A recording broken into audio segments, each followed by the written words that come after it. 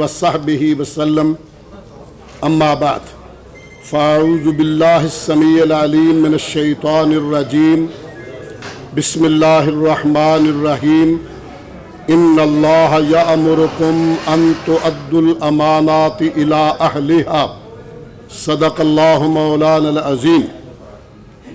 بے شک اللہ حکم دیتے ہیں کہ امانتیں ان کے اہل تک پہنچاؤ۔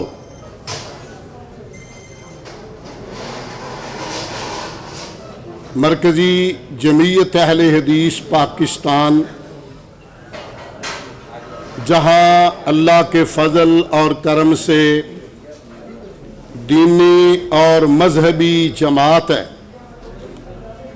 اس میں بھی افراط اور تفریط سے پاک اور محفوظ ہے۔ اہل الحدیث، اہل سنت بنیادی طور پر اس شخص کو کہا جاتا ہے جس کے سینے میں اللہ کی توحید کا نور ہو اور جس کا سینہ سرور کائنات علیہ السلام کی والہانہ محبت سے بھرپور ہو۔ جو دل حب رسول سے خالی ہوتا ہے وہ دل ایمان سے بھی خالی ہوتا ہے۔ مرکزی جمعیت اہل حدیث بنیادی طور پر دینی جماعت ہے اور ساتھ ساتھ بحمداللہ وطن عزیز میں اپنا سیاسی وجود بھی رکھتی ہے۔ ہماری ایک مجبوری ہے کہ میرے آباء نے اس دیش کے بنانے میں اپنی گردنوں کا خون دیا ہے، اس لیے ہمیں اس دیش سے والہانہ پیار ہے۔ دوسرا، چونکہ ہمارے سینے سرور کائنات علیہ السلام کی محبت سے لبریز ہیں، حضور سرور کونین علیہ السلام کی سنت مطہرہ ہے وطن سے پیار کرنا، وطن سے محبت کرنا۔ آپ جب مکہ معظمہ چھوڑ کے جا رہے تھے تو فرما رہے تھے، بیت اللہ تجھے چھوڑ کر جانے کو جی نہیں چاہتا، تیرے باسیوں نے مجبور کر دیا ہے۔ یہ فکرہ ہمیں آج وطن عزیز سے محبت کا درس دیتا ہے۔ ذہن میں رکھیں، ہمارے نزدیک دو چیزیں، پہلے ایمان پھر پاکستان۔ پہلے ایمان پھر پاکستان۔ ہمارا جو سیاسی کردار ہوتا ہے، اگرچہ وطن عزیز بنانے سے لے کے آج تک الحمدللہ ہم فطری طور پر مسلم لیگ کے حلیف تھے، رہے ہیں اور جب تک ہماری جان ہے انشاءاللہ رہیں گے۔ مجبوری کیا ہے؟ اس لیے کہ ہمارے آباء نے دیش بنایا۔ میں صرف ایک حوالہ عرض کر کے ایجنڈے پہ آ رہا ہوں۔ آغا شورش کاشمیری نے رحمت اللہ علیہ نے لکھا ہے کہ پاکستان مسلم لیگ نے نہیں بنایا، حاصل مسلم لیگ نے کیا ہے، پاکستان بنایا بالا کوٹ کے سنگریزوں کو اپنا جگر کا خون دینے والی جماعت مجاہدین اہل الحدیث لوگوں نے۔ شورش کی بات کر رہا ہوں، حاصل مسلم لیگ نے کیا، بنایا اور خون اہل الحدیث نے دیا ہے۔ اس لیے ہم وطن سے محبت اور پیار کرتے ہیں۔ خواہش ہماری یہ ہے کہ ہمارا دیش بحرانوں سے محفوظ رہے۔ ہماری خواہش یہ ہے کہ وطن عزیز دہشت گردی سے پاک رہے۔ ہماری خواہش یہ ہے کہ وطن عزیز بر صغیر میں ترقی یافتہ ممالک میں سر فہرست رہے۔ ہماری خواہش یہ ہے کہ پاکستان امن کا گہوارہ ہو۔ خواہش ہماری یہ ہے پاکستان ایسا مضبوط قلعہ بنے کہ دنیا کے خطے میں بسنے والا ہر مسلمان اسے اپنی پناہ گاہ تصور کرے۔ حضرات، الیکشن کا دورہ ہے، یہ دن بڑی اہمیت کے حامل ہوتے ہیں۔ اور مختلف قسم کی بولیاں، آوازیں، نعرے، صدائیں، منشور، دستور فضا میں لہرائے جاتے ہیں، سنائے جاتے ہیں، چمکائے جاتے ہیں، دکھائے جاتے ہیں۔ میں آپ سے عرض کرنا چاہوں گا، تجربے کے طور پہ ہم نے دیکھا کہ میاں محمد نواز شریف انہوں نے اپنے دور میں دہشت گردی کا بھی خاتمہ کیا، امن و امان پہ بھی محنت کی، اور معیشت کا پہیہ بھی بہتر انداز سے چلایا۔ ہم چاہتے ہیں اللہ پھر وہ وقت لائے ہمارا ملک امن و امان کا گہوارہ بن جائے، معیشت کا پہیہ اتنا تیز ہو کہ میرے دیش کا کوئی نوجوان اپنی سندے لے کر بغل میں کوچا کوچا پھرتا ہوا نظر نہ آئے۔ تحصیل کی جماعت نے بھی اپنے طور پہ اپنی جگہ سے 2 لاکھ روپیہ اس میں جمع کروایا۔ میں سب کے لیے دعا گو ہوں، شکر گزار ہوں، اور آخر پہ دعا گو ہوں کہ جس کشتی پہ آج ہم پیر رکھ رہے ہیں اللہ اسے کامیاب فرمائے۔ میرے یمین و یسار، دائیں بائیں، ملک صاحب، طلال چودھری صاحب، ان کو اللہ خوشیاں دکھائے۔ 8 فروری کا دن ان کے لیے اور وطن عزیز میں اللہ مسلم لیگ نون کو کامیابی سے ہمکنار فرمائے۔ جزاکم اللہ خیر، بہت بہت شکریہ۔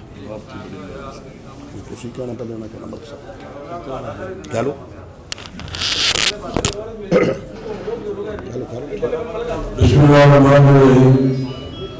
ہمارے لیے یہ بڑا اعزاز کی بات ہے، بڑی فخر کی بات ہے کہ آج مرکزی جمعیت اہل حدیث نے مکمل طور پر مسلم لیگ نون کے نمائندگان کو جو آشیرواد دے کر جو وعدہ کیا ہے ان کی سپورٹ کا، مدد کا، ہم مرکزی جمعیت اہل حدیث کے تمام اکابرین اور ہماری تحصیل جڑا والا کے تمام اکابرین جو بھی یہاں موجود ہیں اور جو موجود نہیں اور جتنے بھی علماء کرام تمام تحصیل کے یہاں موجود ہیں، آپ سب کا شکریہ بھی ادا کرتے ہیں اور آپ کو یقین دلاتے ہیں کہ انشاءاللہ تعالی ہم اس پاکستان کی خاطر، اپنے دین کی اسلام کی خاطر، اسمبلی کے اندر اپنے ملک میں اسلامی اقدار کو قائم دائم رکھنے کے لیے ماضی میں بھی ہم نے اپنا رول ادا کیا اور کبھی ہم برداشت نہیں کرے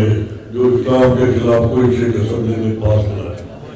ہمارا آپ کے ساتھ عہد ہے کہ جس طرح سالم میر صاحب مسلم لیگ نواز کا مکمل ساتھ انہوں نے ماضی میں بھی دیا اور آج بھی آپ دے دیں، اسی طرح ہم آپ کے ساتھ کھڑے رہیں گے اور آپ کے تمام سلسلے کو، دینی سلسلے کو بھی جو کہ ہمارا دین کہتا ہے اس کو بھی آپ میرے کرتے ہیں۔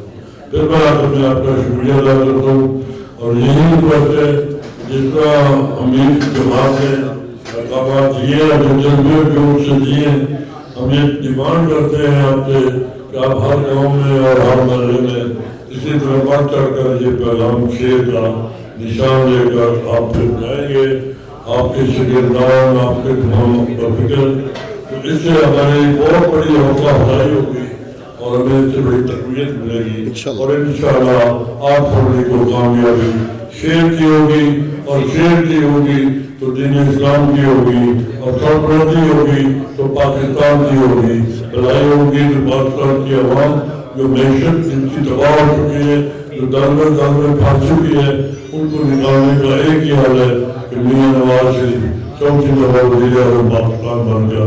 جس طرح انہوں نے بجلی کی لوڈ شیڈنگ کو ختم کیا، نشیب پیک دیا اور ساری چیزیں چھوڑتے ہیں کہ موٹر وے دی، تو یہ بھی ہم کو رکھتے ہیں کہ مہنگائی بھی نیچے آئے گی اور غربت کی لکیر کو بھی ختم کیا جائے گا اور آپ کی زندگی کو بہتر بنایا جائے گا۔ اللہ ہمارا ہمیں ناصر ہو۔ میں پھر آخر میں تمام مرکزی جمعیت الحدیث کا شکریہ ادا کرتا ہوں۔ والسلام۔ میں دونوں سے 24 صاحب کے ذمہ دار ہیں، دونوں صوبائی سیٹوں کے، اور ملک صاحب، ایک درخواست ہے کہ باقی جگہ پہ ہم للہ آپ کے ساتھ چل رہے ہیں وطن عزیز کے لیے، لیکن آپ کو ہماری جماعت کے کارکنوں کا بھی خیال رکھنا ہوگا۔ آپ کو جب کوٹا ہے تو اس میں حصہ जमात का मेहरबानी करके लाजमी रखना होगा, और ये ज़रूरी है ताकि हम भी अपने कारकुनों को ये हमने हलफ दिया हुआ उन्होंने जितना मैं भी लेना बिस्मिल्लाहिर्रहमानिर्रहीम। खड़े हो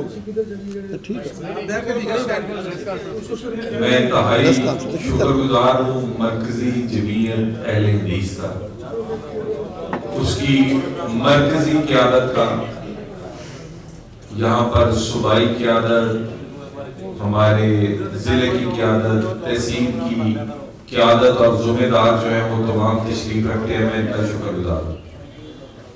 किसी भी वो मजलिस में या इसी तरह की सियासी मीटिंग में, अभी मुझे मलिक साहब भी कह रहे थे कि जब भी कोई बात हो तो वो बहुत सारा का दिल करता है या हम भी कि तालियां बजाएं, क्योंकि मैं शुरू से जब सियासत में सतियाना में हम हुआ करते थे तो मौलाना की और रहमतुल्लाह साहब से साथ साथ चलते थे मलिक साहब।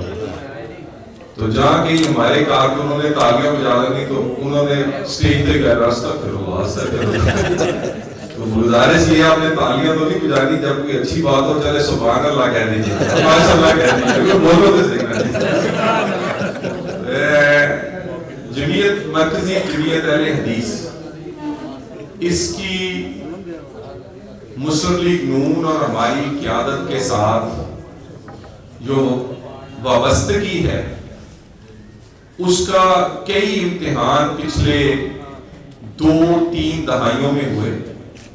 मुश्किल तरीन दौर में जब हमारे अपने करीबी साथी मुस्लिम लीग नून के मियां नवाज शरीफ के उनसे लहदा हुए, लेकिन मरकजी जमीयत अहले हदीस की क़यादत और उसके कारकुन हमारे साथ खड़े रहे। 2008 में मैंने, उस वक्त मुशर्रफ साहब अरूज पे थे, मैंने खुद उसका इलेक्शन कंटेस्ट किया, मुझे आज भी याद। और बहुत सारे गांव ऐसे थे कि जहां से नून लीग के लोग तो मुझे वोट शायद ना कर सके, लेकिन मरकजी जमीयत अहले हदीस का अगर कहीं 100 वोट था तो वो 90 नहीं पड़े, वहां 100 की बजाय 101 वहां वोट मुझे पड़ा। और ये इनकी तरबियत का हिस्सा है, इनकी बेहतरीन तंजीम है। और ये हाफिज साहब जो सेनेटर हैं हमारे, हाफिज अब्दुल करीम साहब, ये उनकी क़यादत में उनके हुक्म को फिर तामीर जो है वो हर गांव में, हर मोहल्ले में वो उसी तरह बजा लाते हैं जैसे इनकी अपनी क़यादत कोई इलेक्शन लड़े। और मैं इन्हें यकीन दिलाता हूं हमारा इत्तेहाद पाकिस्तान के लिए है, हमारा इत्तेहाद पाकिस्तान के नजरिए की हिफाजत के लिए, हमारा इत्तेहाद पाकिस्तान के वजूद और उसके कौमी मफाद के तहफ़्फ़ुज़ के लिए, हमारा ये इत्तेहाद और सियासी एक दूसरे से साथ इस वक्त पाकिस्तान को मुश्किल तरीन हालात से निकालने के लिए। ये मरकजी नुक्ता है कि हम पाकिस्तान के आम आदमी की जिंदगी को आसान बनाएंगे। मरकजी नुक्ता है कि आम आदमी को दरपेश मसाइल, महंगाई और बेरोजगारी, खुसूसन वो बिजली गैस के बिल हो या आटा, चीनी, घी, सब्जियां, दाल हो, उनकी चूल्हा चलाएंगे। जब तक आम आदमी के घर का चूल्हा नहीं चलेगा, पाकिस्तान नहीं चलेगा। मैं मरकजी जमीयत अहले हदीस का शुक्रगुजार हूं कि वो मुश्किल तरीन मराहिल में भी खड़े रहे और आइंदा आने वाले वक्त में भी ये हमारे वो इत्तेहादी हैं। अभी बेटा एक मिनट बात सुन ले, अभी ये वो इत्तेहादी हैं जो अभी तो मेरा ख्याल अजराए मजाक बात की है जाहिद साहब ने कोटे की, वैसे जब हम इनसे इत्तेहाद बनाते हैं मरकजी लेवल पे तो मलिक साहब इन्होंने कोटा कभी नहीं हो गया जे कोई एक आधी सेनेटरशिप दे दिए तो दे दिए, नाम ही दे तो कुछ नहीं कहते। मैं हुणे जना करो अच्छा तंग ही ना कर दियो, तंग आमद मैं गुजारिश ਅਸੀਂ ਤੁਹਾਡੀ ਭਰਪੂਰ ਨੁਮਾਇੰਦਗੀ ਕਰਾਂਗੇ, ਫਿਕਰ ਨਾ ਕਰੋ, पूरे ਦੇ पूरे ही ਅਸੀਂ ਤੁਹਾਡੇ हैं। मैं इसमें कोई शक नहीं है। इस दफा भी टिकटों के मामलात में बहुत सारी जगहों पर ये इनका हक बनता था, लेकिन हालात के पेश नजर मरकजी जमीयत अहले हदीस ने बड़ा ही लचकदार रवैया दिखाया और उसके बाद कई जगह अगर अकोमोडेट नहीं हो सके तो वो हमारे साथ उसी तरह चल रहे हैं जैसे कि पहले चलते रहे।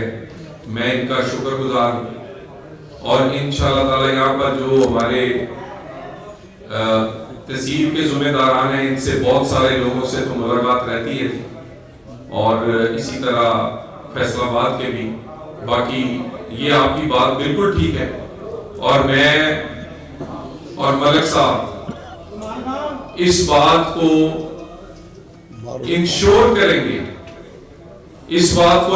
करेंगे कि वाकई आपको महसूस होगा कि एक खास वो तरक्याती काम हो या बाकी चीजें हो, उसका खास हिस्सा वो या कोटा उसे कह लें, वो इंशाअल्लाह ताला आपके लिए होगा और वो आपके सामने रखा जाएगा ताकि आप भी अपने ये तमाम जिम्मेदारान के जो कोई उनके गांव के कोई मोहल्ले के कोई काम है वो करवा सकें। शुक्रिया। मैं बहुत शुक्रिया अदा करता हूँ। सर एक सवाल कहा जा रहा है कि जैसे इमरान खान साहब को सज़ाएं दी जा रही हैं, ऐसे ही माजी में मियां नवाज शरीफ साहब को सज़ा मिली और इसी तरह दीगर जो रहनुमा थे पाकिस्तान मुस्लिम लीग की उनको सज़ाएं दी गई और वक्त आने पर वो ख़त्म हो गई। क्या ऐसी जो आज सज़ा सुनाई जा रही है इमरान खान साहब को, ये वक्त आने पर ये मियां नवाज शरीफ को सज़ा बेटे से तनख्वाह ना लेने पर दी गई। मियां नवाज शरीफ को ये रंगे हाथों पकड़े गए हैं पूरा तोशा खाना चोरी करते हुए। साइफर आपके कैमरों के सामने लहराया गया है, साइफर से सियासी फायदा लिया गया, रियासत को नुकसान पहुंचाया गया।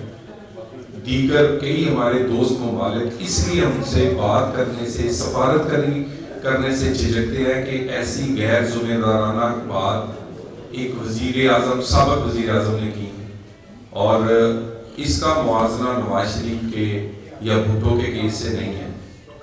भुट्टो का अगर अदालती कत्ल हुआ था तो नवाज शरीफ का सियासी कत्ल करने की कोशिश की गई, उसको बेटे से तनख्वाह ना लेने पर नाहिल करके। सो ये मुआवजा जो है ये बिल्कुल कोई मुआवजा नहीं बनता और ये मुआवजा और ये तजी पेश करके आप ये नहीं कह सकते कि आपके उनके जो करतूत है या 9 मई है या साइफर है या तोशाखाना है या बाकी मामलात हैं वो उनको छोड़ दिया जाए।